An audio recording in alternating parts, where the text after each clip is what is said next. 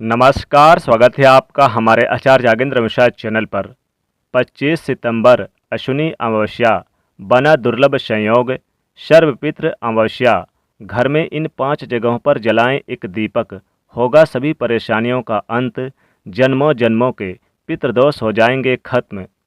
दोस्तों, सर्वपितृ अमावस्या को अश्विनी अमावस्या, बड़ अमावस्या और दर्श अमावस्या भी कहते हैं। हिंदू पंचांग के अनुसार इस बार अश्विनी मास के कृष्ण पक्ष की सर्वपितृ अमावस्या, यानी जिसे हम पितृ अमावस्या भी कहते हैं, यह 25 सितंबर दिन रविवार को है। सर्वपितृ अमावस्या में बहुत ही विशेष, चूँकि ये पितृ पक्ष का दिन है, क्योंकि ये अंतिम दिन है और सर्वपितृ अमावस्या के दिन उन पितरों को श्राद्ध तर्पण किया जाता है जिसकी मृत्यु की तिथि पता नहीं होती। सर्वपितृ अमावस्या को अश्विनी अमावस्या या बड़ी अमावस्या, दर्श अमावस्या भी कहते हैं और हिंदू पंचांग के अनुसार जो अंतिम दिन है, ये इस दिन कुछ खास प्रयोग किए जाते हैं। पीपल के पेड़ के नीचे इस दिन श्राद्ध तर्पण करने का, यानी कि यहाँ पर आप कुछ विशेष कार्य करते हैं तो पितरों को तुरंत मिल जाती है मुक्ति। ज्योतिष कहता है कि पितृ पक्ष के दौरान तर्पण और श्राद्ध कर्म पितरों की मृत्यु तिथि के अनुसार ही किया जाता है, लेकिन ये तिथि आप भूल गए तो कोई बात नहीं, अब घबराने की आवश्यकता नहीं है, क्योंकि सर्वपितृ अमावस्या के दिन आप श्राद्ध और तर्पण दोनों ही कर सकते हैं।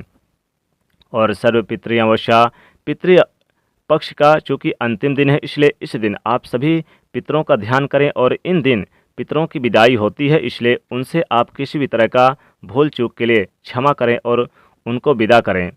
अब इस दिन कुछ खास काम किए जाते हैं, क्योंकि श्राद्ध के दिनों में पितरदेव धरती पर आते हैं और उनका किसी भी रूप में अपने वंशजों के यहाँ आगमन होता है। ऐसे में अगर उन्हें तृप्त ना किया जाए तो उनकी आत्मा अतृप्त ही लौट जाती है, और इसीलिए सर्वपितृ अमावस्या के दिन पितरों को शांति देने के लिए और उनकी कृपा प्राप्त करने के लिए गीता के 7वें अध्याय का पाठ भी करना चाहिए, और आप चाहें तो 11वें अध्याय का भी पाठ कर सकते हैं।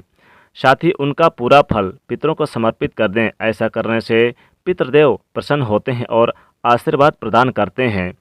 तो 25 सितंबर को जब अमावस्या तिथि है इस बार, तो इस दिन कुछ विशेष प्रयोग भी किए जाएंगे, लेकिन कुछ विशेष उपाय जो आपके जीवन के हर कष्टों को दूर करेगा।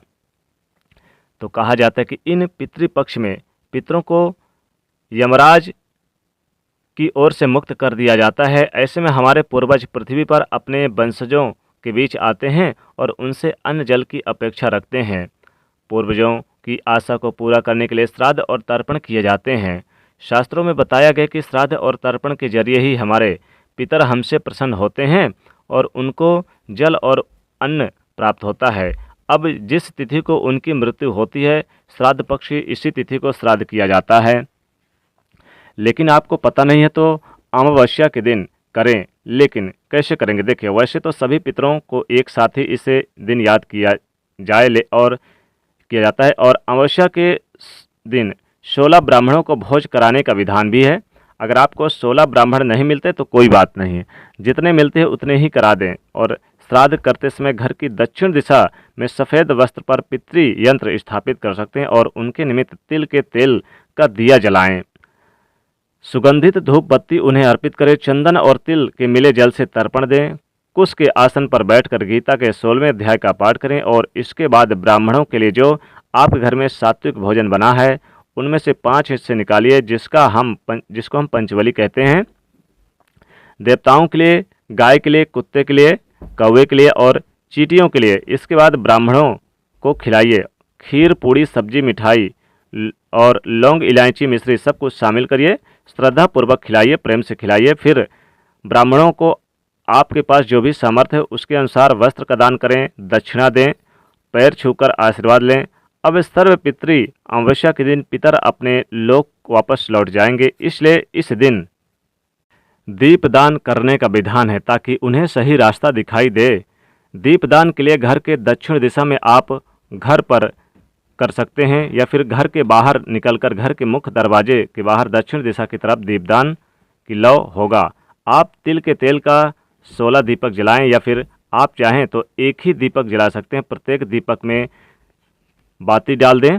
इस तरह से पितरों के सम्मान पूर्वक भेजने और उनको संतुष्ट करने का तरीका है और साथ ही उनका आशीर्वाद प्राप्त होता है। इससे हर परिवार में खुशियाँ समृद्धि आती है। इस दिन का भोजन पूर्ण रूप से सात्विक होगा, लहसुन प्याज का इस्तेमाल नहीं होगा। श्राद्ध हमेशा सुबह या फिर दोपहर के पहले करें। श्राद्ध का भोजन जब भी ब्राह्मणों को खिलाएं तो दोनों ही हाथों से परोसें। इस दिन जो भी शुभ कार्य करेंगे उससे पितरों को मुक्ति मिलेगी और आपके पितृ दोष भी समाप्त होंगे। लेकिन इस दिन कुछ विशेष प्रयोग भी किए जाते हैं। अब आइए जानते हैं कि यहाँ पर दीपक कैसे आपको जलाना है। इन 5 जगहों पर कौन कौन सी जगह पर आपको दीपक जलाना है। देखिए, सबसे पहले तो पितृ, चूँकि अमावस्या का दिन है, अंतिम दिन है, तो अपने पितरों को विदा करने हेतु, अपने पितरों को प्रसन्न करने हेतु सबसे पहला दीपक यानी कि आपको अपने घर के दक्षिण दिशा में जलाना है। अपने घर के दक्षिण दिशा में आप एक दीपक जलाएं और उसकी लौ दक्षिण मुखी होनी चाहिए। ध्यान रखिए दोस्तों, सर्वपितृ अमावस्या के दिन जो दीपक जलाएंगे आप अपने घर के दक्षिण दिशा में और दक्षिण दिशा की ओर लौ हो, क्योंकि जो हमारे पितर होते हैं उनका निवास स्थान हमारे घर के दक्षिण दिशा में माना जाता है। तो जब आप जल भी देंगे उन्हें तो दक्षिण दिशा की मुख करके ही दें। तो एक दीपक दक्षिण दिशा में जलाएं, उसकी लौ दक्षिण दिशा में हो। और दूसरी दीपक आप अपने घर के, यानी जो अगर आपका पक्का घर है तो आप छत पर जाइए और वहाँ पर भी दक्षिण मुखी होकर आप एक रख दीजिए। और तीसरा दीपक आप अपने मुख्य आंगन पर दक्षिण दिशा करके आप रखिए। चौथा दीपक आप अपने मुख्य दरवाजे पर रखिए। मुख्य दरवाजे पर यानी कि आपके दरवाजे के दोनों तरफ आप एक एक दीपक रख दीजिए और उसका लौ भी आपको दक्षिण मुखी ही होना चाहिए।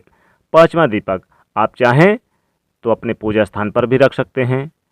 पूजा स्थान पर आप रख सकते हैं और पितरों के निमित्त आप यानी 5 जगहों पर आपको ये दीपक जलाना है। 5 जगहों पर आपको दीपक रखना है। एक आपको दक्षिण दिशा में अपने घर पे, एक आंगन पर, एक ऊपर छत पर, चौथा आप अपने मुख्य दरवाजे पर, 5वां पूजा स्थान पर। और आपको अपने द्वार पर, अगर गौशाला है, गाय बंधी है तो गाय के गौशाला के पास भी एक दीपक जरूर जलाएं। उसकी लौ भी आप दक्षिण मुखी ही करिए। दोस्तों, पितरों का निवास गाय में, कुत्ते में और कौवे में होता है सबसे ज़्यादा। तो आप गौशाला में भी एक दीपक जरूर जलाएं और आप अपने पूजा स्थान पर, अपने यानी कि जहाँ पर जीवन में कष्टों से मुक्ति पाने के लिए, पितरों की कृपा प्राप्त करने के लिए आपको अपने घर के दक्षिण दिशा में ज़रूर एक दीपक जलाना है। तो इस तरह से आप ये 5 जगहों पर दीपक जलाएंगे तो पितरों की कृपा प्राप्त होगी। दोस्तों, पितरपक्ष में दीपक जलाने से विशेष यानी कि कार्य बनते हैं। सारे कार्य जो रुके हुए थे, जो पेंडिंग थे, वो बन जाते हैं और पितरों की कृपा प्राप्त होती है, पितरों को मिल जाती है मुक्ति। दोस्तों, दीपक के माध्यम से पितृदेव काफ़ी प्रसन्न होते हैं और पितृदेव संतुष्ट हो जाते हैं, प्रसन्न हो जाते हैं और अपने वंशजों को आशीर्वाद देते हैं और उन्हें शुभ फलों की प्राप्ति कराते हैं। जीवन में कष्ट उन्हें नहीं झेलने पड़ते, मान सम्मान सब कुछ प्राप्त होता है। तो इस प्रकार से आप ये उपाय दीपक जरूर करें, यानी कि आपको 5 जगहों पर दीपक जलाना है। मुख्य दरवाजे पर जरूर जलाएं, अपने घर के दक्षिण दिशा में आप दीपक जलाएं, आंगन पर जलाएं, पूजा स्थान पर जलाएं और ऊपर छत पर जलाएं और गौशाला के पास जलाएं। तो इस तरह से आप दीपक जरूर जलाएं। तो दोस्तों, दीपक का महत्व पितृपक्ष में बहुत होता है, खासकर सर्वपितृ अमावस्या पर। वैसे चाहें तो सर्वपितृ अमावस्या पर आप प्रत्येक कमरे पर, प्रत्येक जगह पर आप दीपदान करें। अब दीपदान जो करेंगे वो सरसों का तेल का हो। अगर चूँकि सरसों का तेल का करेंगे या फिर आप काले तिल, अगर आपको तिल का मिल जाए तो तिल का बहुत श्रेष्ठ है, नहीं है तो फिर सरसों का तेल का करिए। लेकिन कोशिश करिए कि आप जो दीपक जलाएंगे वो तिल, अगर तिल मिल जाए तो बहुत अच्छा है। तो आप तिल के तेल का दीपक जरूर जलाइएगा, कोशिश करें, नहीं तो फिर जो भी सामर्थ्य हो आपके पास वो जलाइए। तो दोस्तों, वीडियो पसंद आए तो लाइक करिएगा, ज़्यादा से ज़्यादा शेयर करिएगा, चैनल को सब्सक्राइब करिएगा। जय पितृदेव, जय शनिदेव, जय माँ लक्ष्मी।